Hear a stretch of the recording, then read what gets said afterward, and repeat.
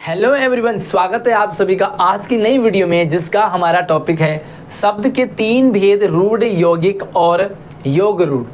चाहे आप स्कूल में पढ़ रहे हो या कंपटीशन की तैयारी कर रहे हो, बड़े बड़े गवर्नमेंट एग्जाम की तैयारी में भी आपको इस टॉपिक से रिलेटेड 5-7 क्वेश्चंस तो आ ही जाते हैं। आई होप आप सभी स्वस्थ और मस्त होंगे। आज की वीडियो के बाद आप और भी मस्त होने वाले हैं। तो चलिए शुरू करते हैं। उससे पहले मैं आपको कुछ क्वेश्चंस यहाँ पर रख लेता हूँ, ताकि आपको एक आइडिया हो जाएगा कि आपको क्वेश्चंस किस तरीके से पूछे जाते हैं। आइए, कुछ उन सवालों को मैंने यहाँ पर बोर्ड पे लिख दिया है जो एग्ज़ाम में, जिस टाइप के एग्ज़ाम में पूछे जाते हैं। सबसे पहले हम प्रश्न को पढ़ते हैं। कमल किस प्रकार का शब्द है? जो कमल है वो किस टाइप का शब्द है? तो ऑप्शन देखें, रूढ़ है, यौगिक है, योग रूढ़ है या तत्सम है। ठीक है, तो इसी टाइप के सवाल आपको आएंगे। एंड दूसरा है कि इनमें यौगिक शब्द कौन सा है। 4 ऑप्शन है, चारों में से यौगिक कौन सा है। तो आइए दोस्तों, सबसे पहले हम रूढ़ को समझते हैं कि रूढ़ होता क्या है। जैसे कि आप इसके नाम से समझ रहे हैं, रूढ़ का मतलब होता है फेमस, प्रचलित, जिसे हमने किसी एज इट इज रूप में ले लिया है, स्वीकार कर लिया है। अगर मैं इसे कहूँ तो इसे मार्कर कहेंगे। तो मार्कर हमने समझ लिया है कि कोई ऐसा पेन है जिसका इस तरह से लिखने वाला होता है, उसे हम मार्कर कहते हैं। ठीक है, इसे पेन नहीं कह सकते, ये मार्कर है। चलिए देखते हैं। ऐसे शब्द जिनका स्वतंत्र रूप से अपना अर्थ होता है, मतलब उनका खुद का अर्थ होता है। जैसे ये मार्कर है तो इसका खुद का अर्थ है, ये एक पेन की तरह है, मार्कर है, लेकिन जिससे कॉपी में नहीं बल्कि बोर्ड में लिखा जाता है। लेकिन अक्षरों को खंड करने पर कोई सार्थक अर्थ नहीं निकलता।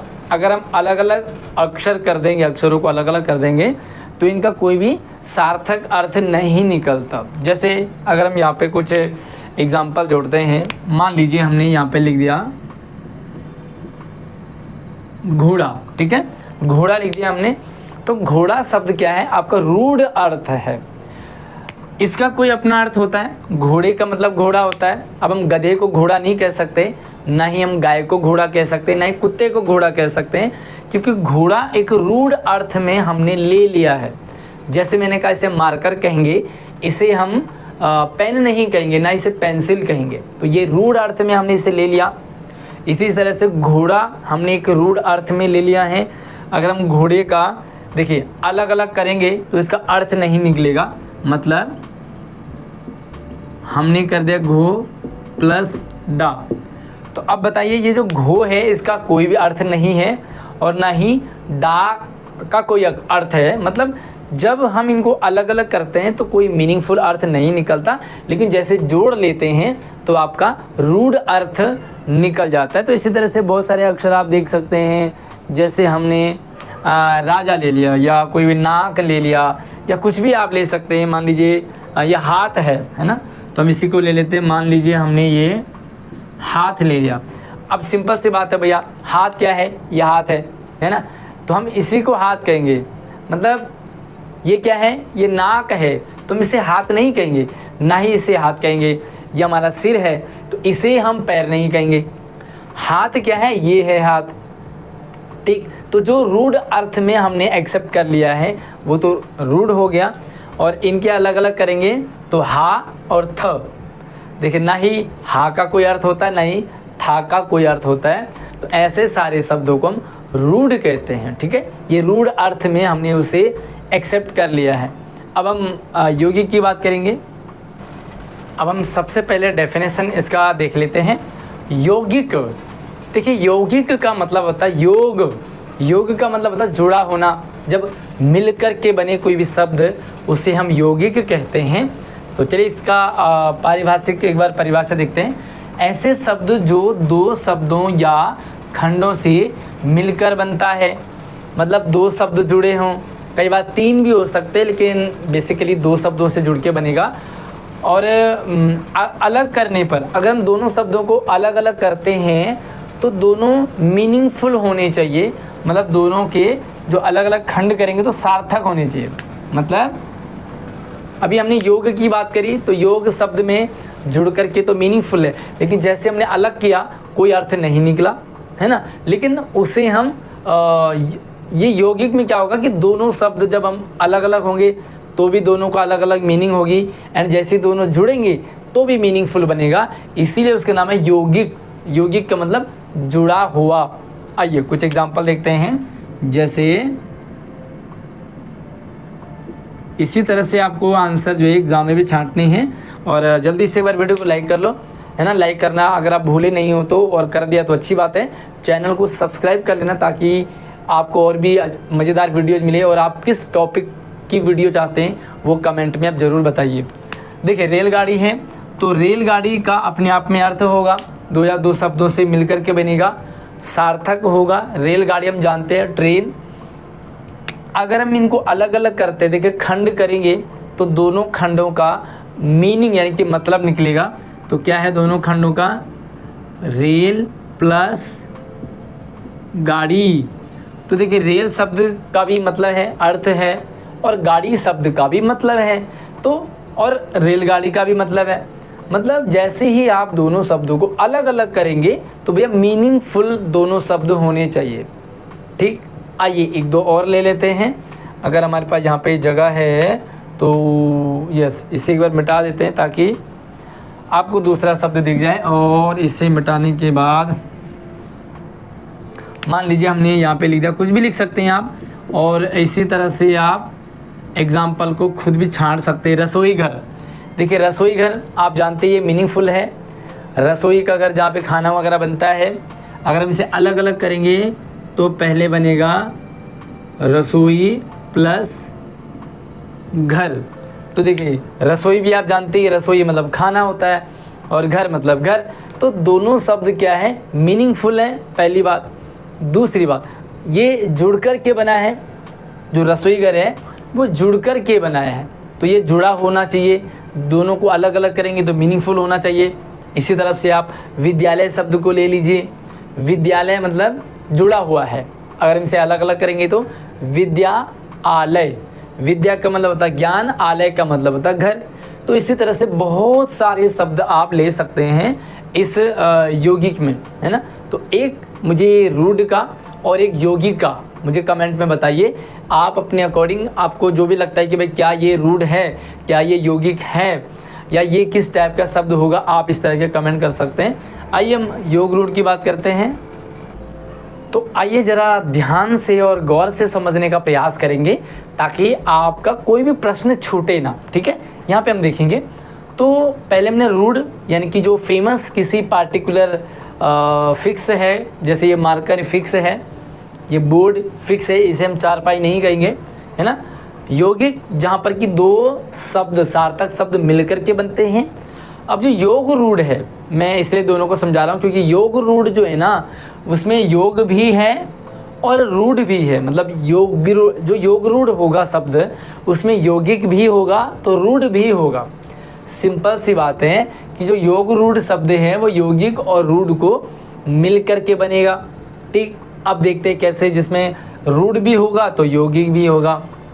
ऐसे शब्द जो यौगिक की तरह, देखिए यौगिक की तरह जुड़े होने पर भी, मतलब सिंपल सी बात है कि जो योग रूढ़ होगा उसमें दो शब्द जुड़े होंगे। ठीक, दो शब्द जुड़े होंगे, दोनों शब्द मीनिंगफुल होंगे। लेकिन भाई कैसे पता लगाएंगे कि सेम अगर योग रूढ़ में भी दो शब्द मिले हैं, दोनों मीनिंगफुल है, एंड यौगिक में भी है, तो अंतर कैसे निकालेंगे वो समझने का प्रयास करेंगे। यौगिक की तरह जुड़े होने पर भी कोई विशेष यानी कि रूढ़ अर्थ प्रदान करते हैं, कोई विशेष अर्थ प्रदान करते हैं यानी कि रूढ़ अर्थ प्रदान करते हैं। आइए कुछ एग्जाम्पल देखते हैं, आपको और भी अच्छे से समझ में आएगा। हमने यहाँ पे ले लिया पंकज शब्द, ठीक है, पंकज। अब पंकज शब्द आपने सुना होगा, है ना। अब अगर हम इसे, ये यौगिक नहीं, ये योग रूढ़ है।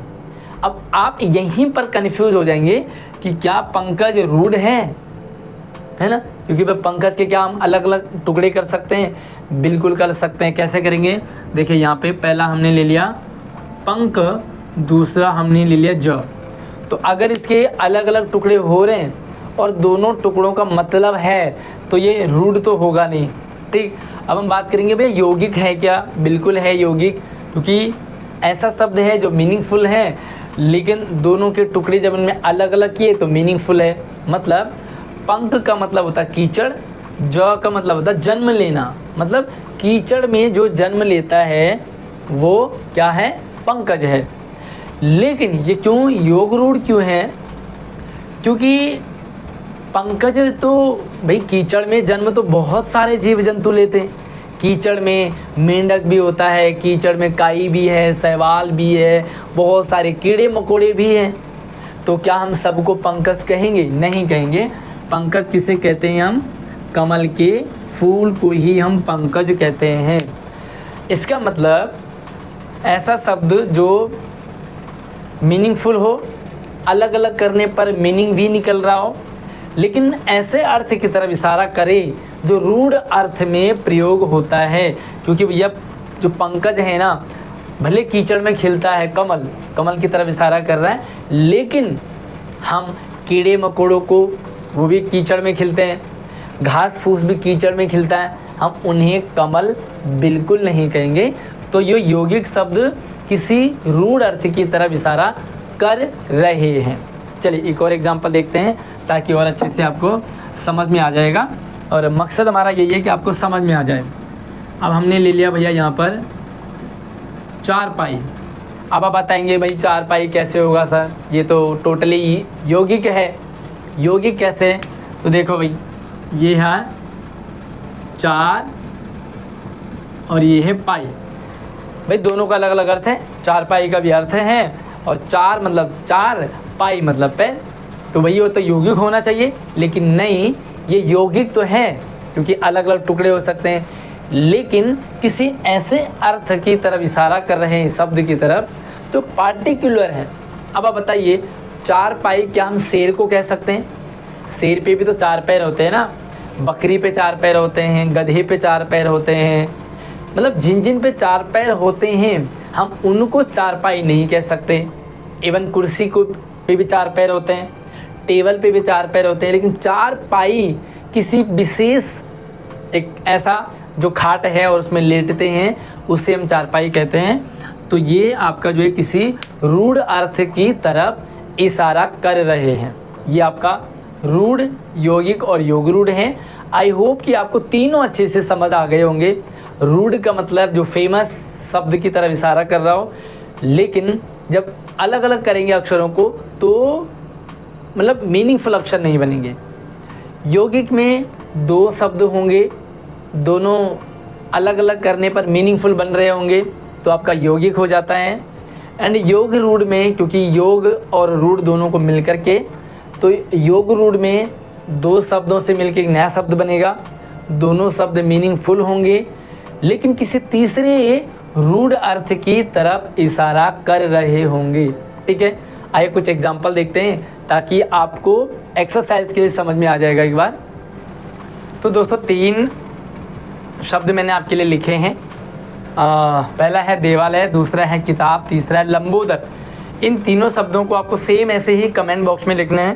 पहले लिखोगे देवालय, ये कौन सा है तीनों में से, किताब तीनों में से कौन सा है, और लंबोदर तीनों में से कौन सा है।